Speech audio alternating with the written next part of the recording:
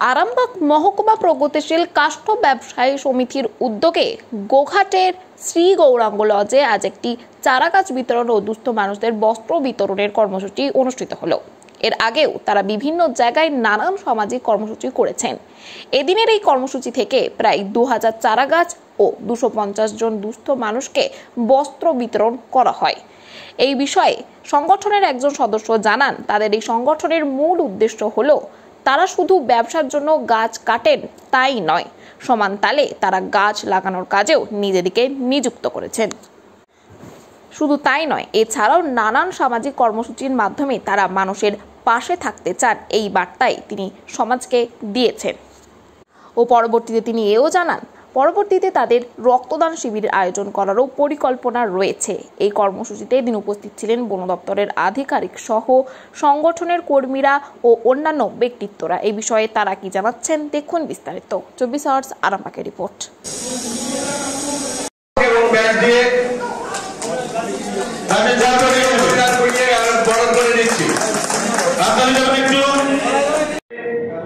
আমাদের যে নতুন বৎসর শুরু হলো আরামবাগ মহকুমা প্রগতিশীল কাষ্ঠ ব্যবসায়ী সমিতি, সেই সমিতির সভাপতি জয়দেব ঘোষ, নামগুলো বলছি, জয়দেব ঘোষ, সহ সভাপতি শেখ সালেহ আহমদ, হিরাদা বলে আমরা যাকে চিনি, খানাকুড়ি। আরামবাগ মহকুমা প্রগতিশীল কাষ্ঠ ব্যবসায়ী সমিতির পক্ষ থেকে আচ্ছা, কৃষ্ণা ধারণ আছেন, আলপনা রায় নেই।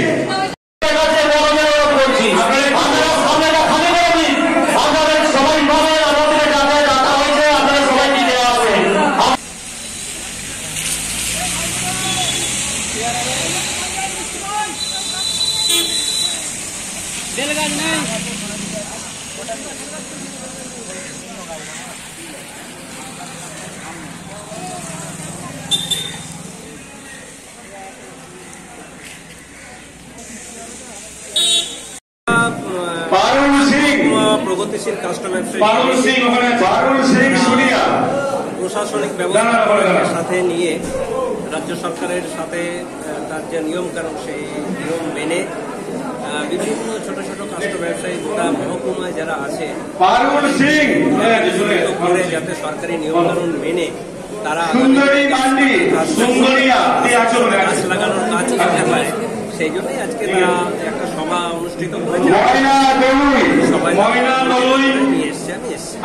কতজনকে আজকে গাছ বিতরণ দিচ্ছে?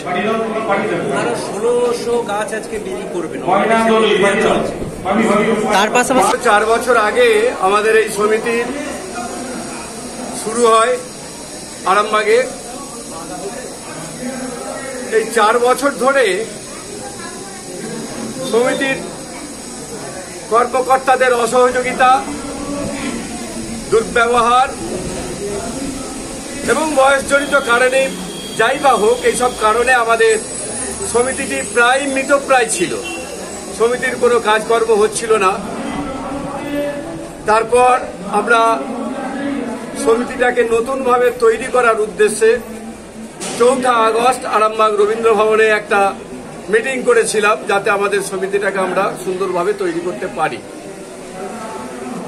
আমরা চারা বিতরণের মধ্য দিয়ে, তৎকালীন আরামবাগের নেতৃত্ব ছিলেন আমাদের সঙ্গে, তো আমরা অনুষ্ঠানটা শুরু করেছিলাম ওখানে 4 আগস্ট।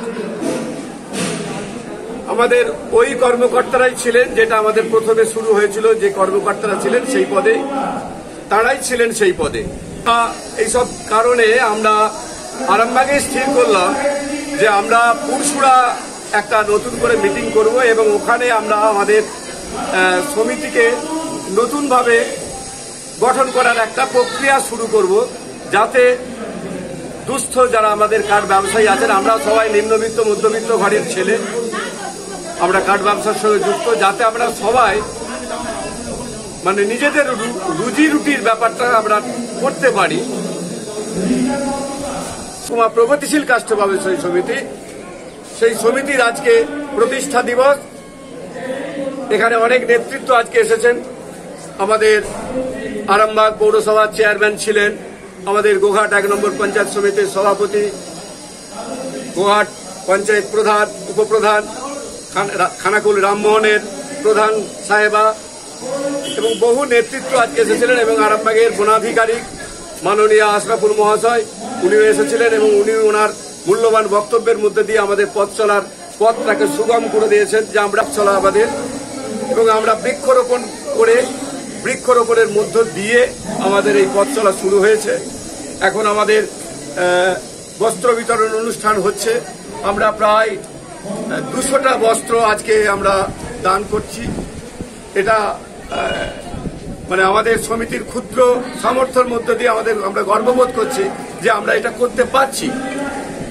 আমাদের অনুষ্ঠানে রেখেছি আমরা চারা বিতরণও করব, বৃক্ষরোপণ করব এবং আমরা বিভিন্নভাবে শুধু বৃক্ষরোপণ না, আমরা শুধু বৃক্ষচ্ছেদনই নয়, আমরা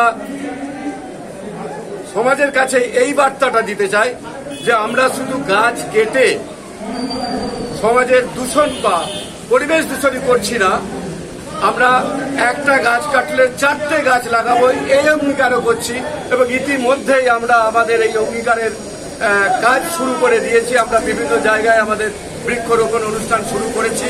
ছাত্র পয়সার জন্য বই কিনতে পারছে না বা কোনো মুমূর্ষু রোগী তার চিকিৎসার জন্য কিছু পয়সা আমরা পরবর্তী ক্ষেত্রে আমাদের সমিতির সামর্থ্য অনুযায়ী আমরা এগুলো করব। আমি জয়দেব ঘোষ, আমাদের যে নবনির্মিত আরামবাগ মহকুমা কাষ্ঠ ব্যবসায়ী সমিতি, প্রগতিশীল কাষ্ঠ ব্যবসায়ী সমিতি, আমি তার সভাপতি।